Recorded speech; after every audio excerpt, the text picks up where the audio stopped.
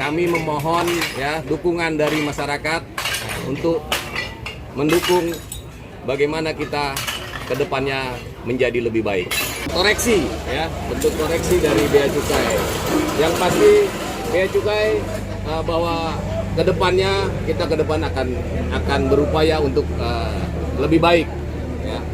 Apa yang menjadi sejarah kelam tahun 85 sampai dengan 95 itu kita tidak ingin itu terjadi ataupun diulangi oleh Bea Cukai, sehingga tentunya bahwa Bea Cukai harus berbenah diri ya untuk menghilangkan image negatif kepada Bea Cukai. Kalau strateginya kayak gimana Pak? Ya, ya pastikan mulai dari kultur ya kan, meningkatkan kinerja, terus kemudian meningkatkan pengawasan, apakah itu di pelabuhan, di bandara. Tentunya kita akan memperbaiki semua pelayanan ya, tentunya masyarakat ketika kita melakukan pelayanan kepada masyarakat, ketika ada ketidakpuasan ya sedikit demi sedikit kita akan berupaya untuk memperbaikinya. Sudah ada perbaikan yang dilakukan belum sih? Oh sudah banyak ya. Ya tentunya kita berupaya untuk memanfaatkan teknologi yang saat ini ada, seperti di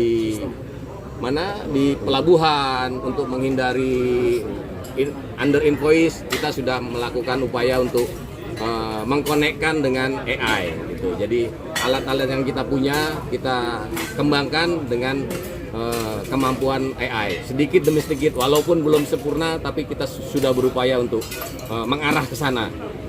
Pak, penindakan Pak. Kalau soal pelabuhan Batam sama Sabang kan itu kan jadi arus masuk impor beras direct. Ya, karena kalau di Batam sama di Sabang itu kan itu merupakan free trade zone ya.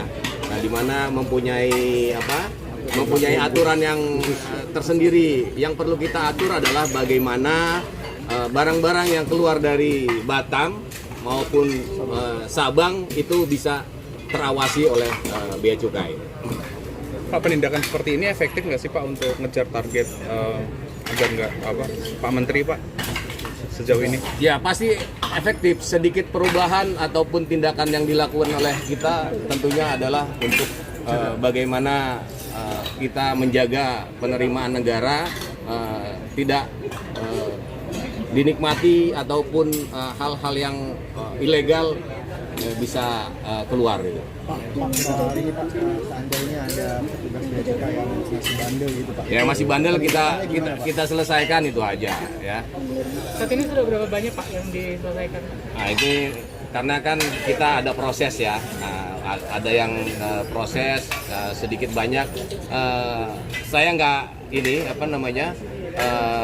berapa yang sudah kita tindak, tetapi sudah melalui proses apakah itu dari kepatuhan internal maupun dari Itjen Kementerian Keuangan. Cukup. Ya optimis, harus optimis. Gitu. Ya, kalau kita nggak optimis, ya tahun depan kita selesai semua. Apakah mau Bea Cukai ataupun pegawai Bea Cukai dirumahkan dengan makan gaji buta aja itu, ya tentu tidak akan mau ya dengan keinginan Pak Purbaya untuk memperbaiki Bea Cukai. Tentunya perlu dukungan dari masyarakat semua ya. Kita memerlukan dukungan dari masyarakat ya. Infonya bergabung geledah Bea Cukai ya Pak, itu terkait apa ya Pak? Itu kasus lama itu ya, kasus lama masalah sawit dan turunannya itu ya. Lamanya tahun? Ya, tahun 2021 sampai dengan 2024 kalau nggak salah. Itu jadi Bea Cukai mana Pak? Ya, tidak hanya ini, di beberapa beberapa kantor wilayah Bea Cukai yang berkaitan dengan impor sawit.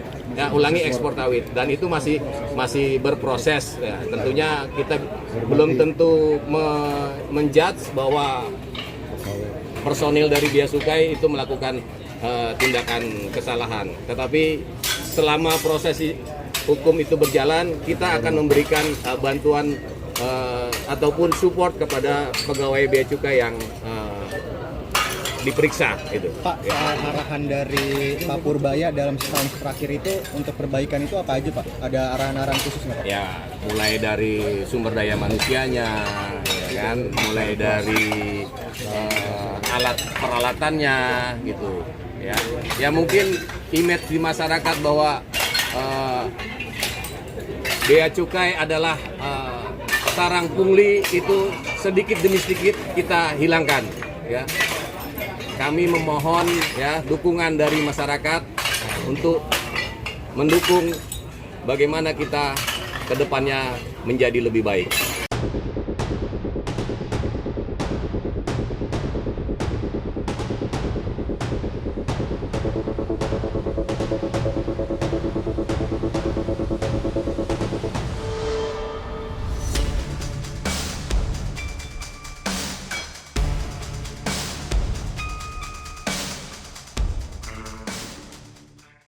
Jadi Bea Cukai saya udah panggil mereka, kita rapat internal ya. Kita bilang, kita diskusikan dengan mereka, saya bilang begini, image Bea Cukai kurang bagus di media, di masyarakat, di pimpinan tertinggi kita. Jadi kita harus perbaiki, yang mana kameranya? Jadi kita harus perbaiki dengan serius. Saya bilang dengan mereka, sudah minta waktu ke Presiden 1 tahun untuk nggak diganggu dulu. Saya biarkan saya beri waktu saya untuk memperbaiki Bea Cukai. Karena ancaman serius. Kalau kita Bea Cukai nggak bisa memperbaiki kinerjanya dan masyarakat masih nggak puas, Bea Cukai bisa dibukukan diganti dengan SGS. Seperti zaman dulu lagi.